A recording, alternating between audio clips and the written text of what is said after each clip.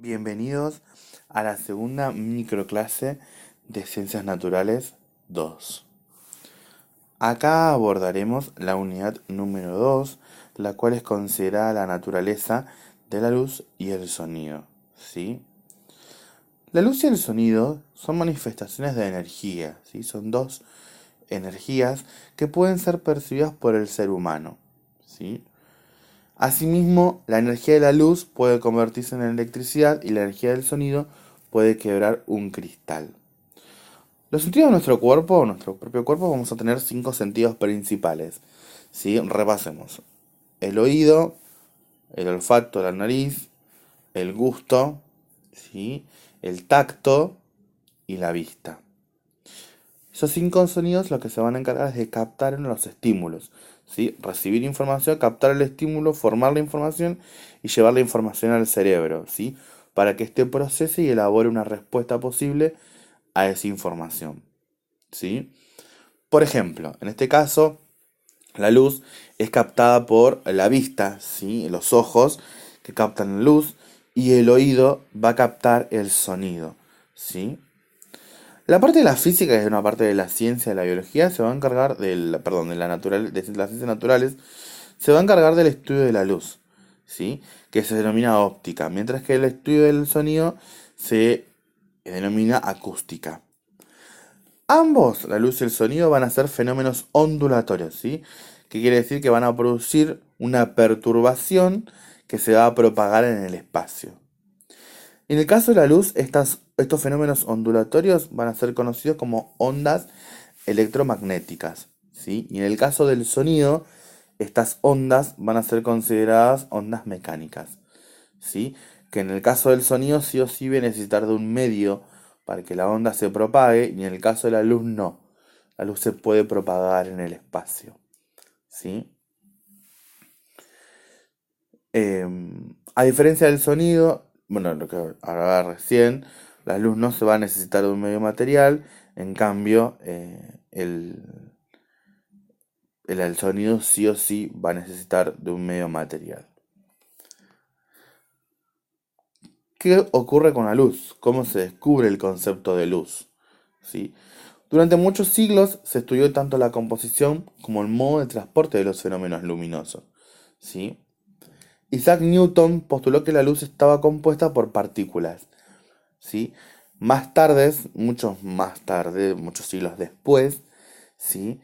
Se afirmaba que la naturaleza ondulatoria de la luz, postulando que las ondas eran transportadas por un supuesto material, al que denominaron éter, y el que no ocupaba un lugar en el espacio, pero sí tenía un peso. Luego de muchos intentos infructuosos por detectar estas sustancias, ¿sí? Los científicos admitieron que tal material no existía y que la luz era capaz de propagarse por el vacío, ¿sí? De esta manera se comenzó a considerar las ondas luminosas como electromagnéticas. Primero entonces era una naturaleza ondulatoria de que se transportaba por un material conocido como éter. Se llegó al descubrimiento de que este éter no existía y por lo tanto se tuvo en cuenta que las ondas viajan por el campo electromagnético, ¿sí? Poseen la capacidad de alterar las cargas eléctricas del campo electromagnético de un cuerpo, ¿sí? Pero a finales del siglo XVI, ¿sí? Aún no se comprendían desde la teoría ondulatoria dos fenómenos. La particular distribución espectral de las ondas electromagnéticas que emitían los objetos calientes, ¿sí? Que se demostró que todos los cuerpos emiten principalmente ondas infrarrojas, más adelante, y que el efecto fotoeléctrico, según el cual, cuando una onda electromagnética choca contra la superficie de un metal, puede liberar electrones. ¿Sí? Como podía ser que una onda electromagnética permitía que haya un cambio de frecuencia electrónica, si los electrones eh,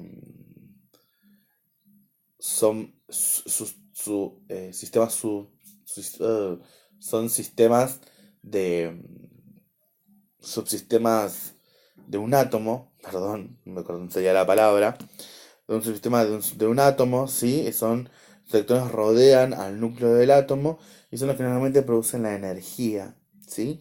Entonces decía que esto era un efecto fotoelectrónico, sino que la luz permitía que estos electrones aumenten su actividad. ¿Cómo hacían? Ellos no sabían, querían averiguar eso. De esta manera, esto cambia a principios del siglo XX cuando Albert Einstein postula la teoría corpuscular de la luz. ¿Sí?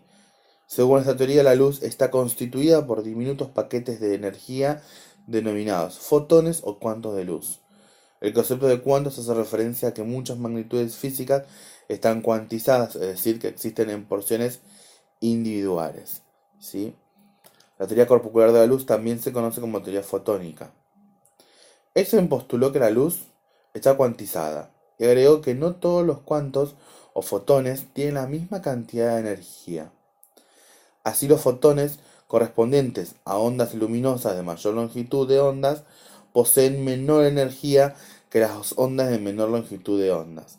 Por ejemplo, un fotón cuántico de luz roja es menos energético que un fotón de luz violeta. ¿Sí? De esa manera se permitía identificar y diferenciar los colores, que en ese momento no sabían cómo se producía. ¿Sí?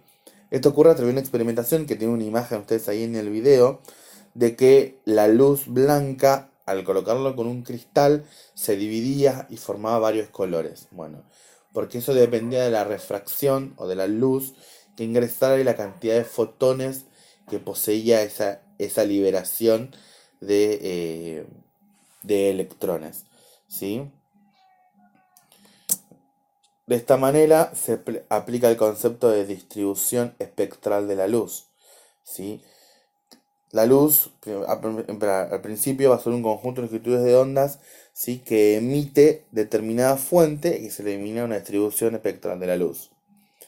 Vamos a seguir dos grandes grupos principales, los monocromáticos y los policromáticos. Los monocromáticos, bien están resumidos en el video, habla de un color puro, un rojo puro, puro, puro. Y un policromático son varios colores puros. Monocromático es muy, muy difícil que un ser vivo sea capaz de ver un monocromático. ¿Sí? Porque nosotros no vemos colores puros. Vemos mezclas de diferentes colores puros, ¿sí? Formando un objeto. O sea que nosotros vemos al nivel del policromático. La mayoría de la cantidad de los seres vivos lo ven desde la misma manera. ¿Sí? Nuestros ojos van a detectar haces de luz compuestos por distintas longitudes de ondas. ¿Sí? Porque tengamos en cuenta que nuestros ojos captan longitudes de ondas y que nuestro cerebro lo va a formar como un objeto que tiene un color determinado. ¿Sí? De esta misma manera vamos a hablar acerca de la reflexión y refracción de la luz. La luz va a reflejar, se va a reflejar, ¿sí? O se va a refractar. Por ejemplo, ahí tenemos las dos definiciones con unos dibujitos. La reflexión de la luz, cuando la luz llega a una superficie opaca, se refleja.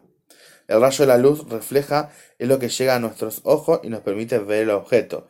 ¿Sí? Nos permite que al ser opaco, cuando la luz ingresa y lo toca, ingresa la reflexión a nuestros ojos, ¿sí? Nos permite ver el objeto y decir es un celular, es la computadora, es la carpeta, ¿sí? Es un cuaderno, es el módulo.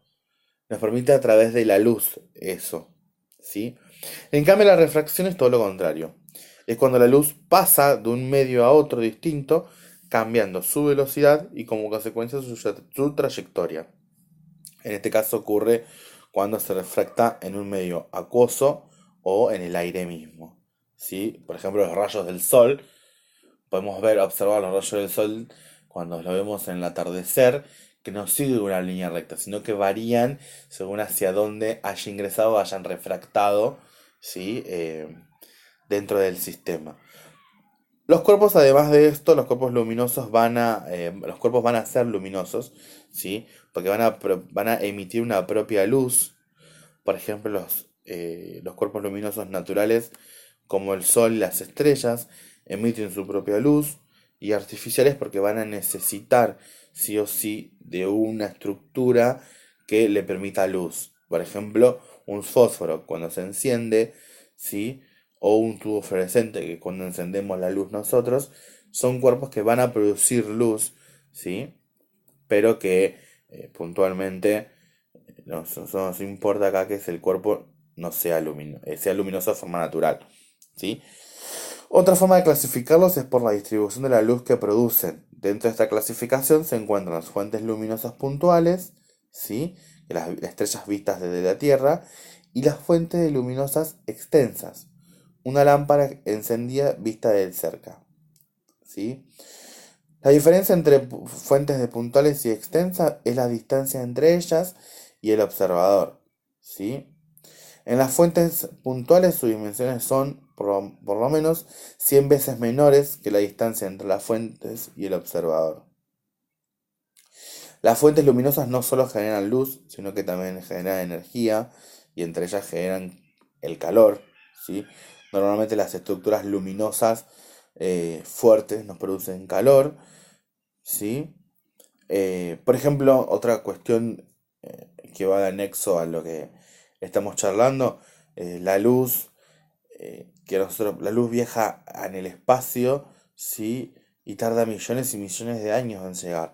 Entonces, lo que nosotros vemos en el cielo de noche, ¿sí? Las estrellas que nosotros vemos a la noche en el cielo, no son lo que están ahora en el momento, sino que son del pasado, ¿sí? Ustedes tienen en el módulo un video que explica esto, que es muy bueno saberlo. ¿Por qué? Porque la luz tarda tanto en llegar acá y nosotros vemos lo que la luz refleja, lo que nos permite ver. Entonces, bueno, lo que el cielo plantea es que la estructura de las estrellas que se ven no son lo que está ocurriendo en el momento, ¿sí? Bien, entonces la otra energía es el sonido. Sí, las ondas sonoras se originan por un elemento que es la vibración, ¿sí? Es por ello que son ondas mecánicas y como dijéramos anteriormente, necesitan de un medio material para propagarse, ¿sí? Necesitan de un cuerpo que vibra. Por ejemplo, un sonido común es el que producimos nosotros. ¿Cómo producimos nosotros el sonido? A través de las cuerdas vocales. Las cuerdas vocales están en la laringe, ¿sí? Que es una estructura de un tubo que tiene dos membranas que cuando exhalamos las membranas se tensan y vibran, ¿sí? Al vibrar, ¿sí? Permiten la liberación de un sonido que en conjunto con la lengua permite el habla, ¿sí? Pero si no nosotros produciríamos sonidos nada más. Entonces bien, al principio el sonido va a necesitar de un medio, una fuente que lo permita producir, que es el material que vibra, un medio que por el cual se propaga y un receptor, que es aquel que va a recibir el sonido. Por ejemplo, una fuente de sonido es el celular o ustedes la computadora ahora donde estén observando la clase. El medio sí que lo comunica es la internet y el receptor son ustedes, ¿sí? Ustedes son los receptores que escuchan mi sonido, ¿sí? El sonido va a variar, ¿sí? Bueno, acá tenemos una velocidad y propagación del sonido que va a variar a mayor amplitud sonora. La longitud de onda va a ser mucho más corta y por lo tanto la distancia que recorre es menor, ¿sí? Lo tienen ustedes en un claro ejemplo ahí, si no en esta imagen lo van a ver mucho mejor. ¿Sí? La frecuencia del sonido va a variar, ¿sí? Nosotros vamos a medir el sonido en Hertz, ¿sí? Es la medida propiamente dicha de la longitud de ondas que capta el oído, ¿sí? Normalmente nosotros los sonidos, los infrasonidos no los escuchamos, ¿sí? Todo lo que es la infrarrojo, los ultravioleta, eso nosotros no lo vemos ni lo escuchamos, ¿sí? Porque no tenemos la capacidad de hacerlo. Pero, por ejemplo, estamos ubicados acá y la frecuencia del sonido nuestra es de 16 Hz, ¿sí? Que quiere decir que nosotros podemos escuchar esa frecuencia, o menor, que es la de la radio, que es de 10 Hz, ¿sí? Por ejemplo, el sonido de las mariposas, nosotros ya no los escuchamos, ¿sí? Que varían en, nada, milésimas, pero nuestro oído ya no lo escucha, ¿sí? Va a ser menor la captación del sonido. Y la temperatura también va a ir aumentando, ¿ven? Cómo aumenta la temperatura en el tubo. Eh, un sonido en particular, por ejemplo, cómo se aplican los sonidos dentro de la medicina, ¿sí? El ultrasonido es utilizado en el campo de la medicina, ¿sí? De la industria química y en la electrónica. En el campo de la medicina se utiliza para los ecógrafos, aparatos que permiten explorar de distintos órganos internos de nuestro organismo. El ecógrafo emite ultrasonidos cuyas ondas se reflejan en el organismo en que inciden y luego refleja, o eco, se transforma en ondas luminosas que reconstruyen la imagen de la zona examinada. Esta imagen puede observarse en una pantalla o imprimirse en papel. La ecografía es muy usada en reemplazo de la radiografía, sobre todo durante el embarazo, momento en el cual los rayos X pueden dañar el feto. ¿Sí? La industria química, los ultrasonidos pueden formar plástico, ¿sí? Y en el campo de la electrónica limpia piezas muy pequeñas. Bueno, esto es todo acerca de la unidad número 2. Es un repaso, una explicación sobre los contenidos de esta unidad. Vuelvo a invitarlos a que puedan realizar las actividades, ¿sí? Que se encuentran dentro del módulo, ¿sí? Realicen las actividades propiamente dichas, para que les va a ayudar a poder estudiar para el momento del examen, ¿sí? No se queden con las dudas, cualquier duda o consulta que quieran hacernos, estamos a su disposición, ¿sí? Les mando un saludo grande y espero que estas clases les guste cada vez más, ¿sí? Hasta luego.